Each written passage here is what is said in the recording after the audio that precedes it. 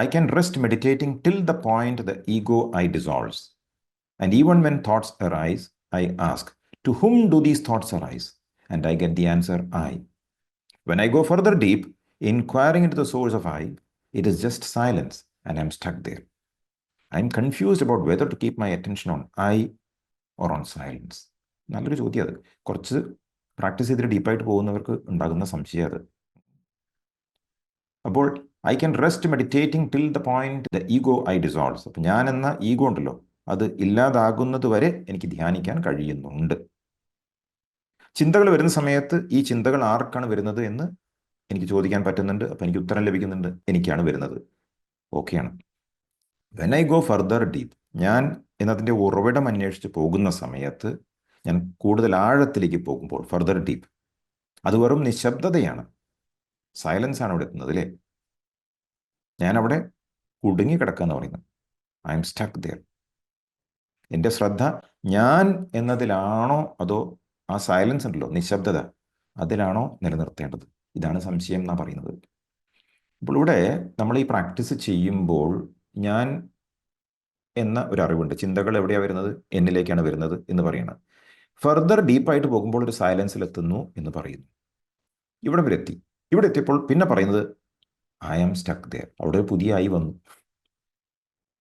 I am stuck there എന്ന് പറഞ്ഞു. ഇപ്പൊ ചോദ്യം ചോദിച്ചത് ഞാൻ എവിടെയാണ് ഇപ്പോൾ ശ്രദ്ധിക്കേണ്ടത്? ഐയിലാണോ സൈലൻസിലാണോ? ഇപ്പൊ നോക്കൂ, ഇവിടെ ഡ്യുവാലിറ്റി വന്നില്ലേ? You are the silence. നിങ്ങളാണ് സൈലൻസ്. ആ സൈലൻസ് ശ്രദ്ധിക്കുന്ന ഒരു ഞാൻ അവിടെ ഉണ്ടെങ്കിൽ നിങ്ങളവിടെ എത്തിയിട്ടില്ല, സൈലൻസിലേക്ക് എത്തിയിട്ടില്ല.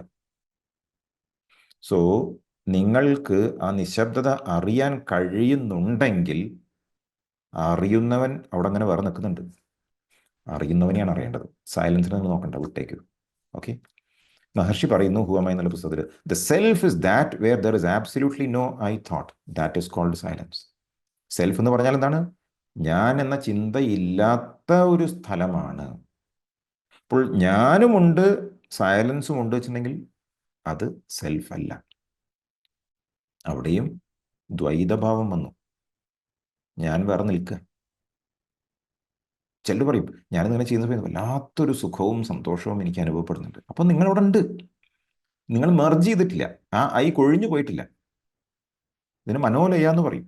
പലർക്കും മെഡിറ്റേഷനിൽ ഉണ്ടാകുന്ന സമയത്തുള്ളൊരു സുഖമാണത്. അവരതിൽ പെട്ട് കിടക്കും, അവർക്കത് മതി. പക്ഷെ അത് സ്ഥായി ആയിട്ടുള്ളൊരു ഭാവമല്ല.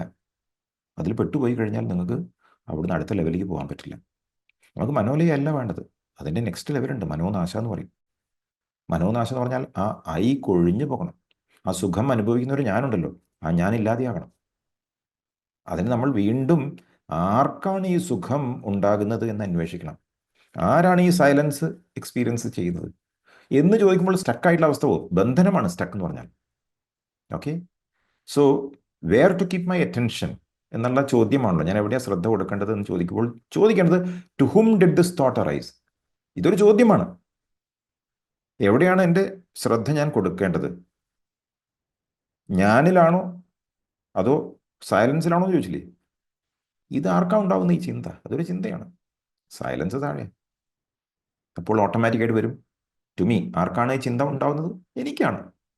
അപ്പോൾ മഹർഷി പറഞ്ഞ സെയിം ഫോർമുല, ഹുവമായി, ആ ഞാനുണ്ടല്ലോ, അതിലേക്ക് ശ്രദ്ധ കൊടുത്താൽ മതി, അതിൽ മെഡിറ്റേറ്റ് ചെയ്യുക. അപ്പോൾ ഐ എന്ന സത്യം അവിടെ ഉണ്ടാകും. പിന്നെ ചോദ്യമില്ല, നിങ്ങൾ സൈലൻസായി മാറി.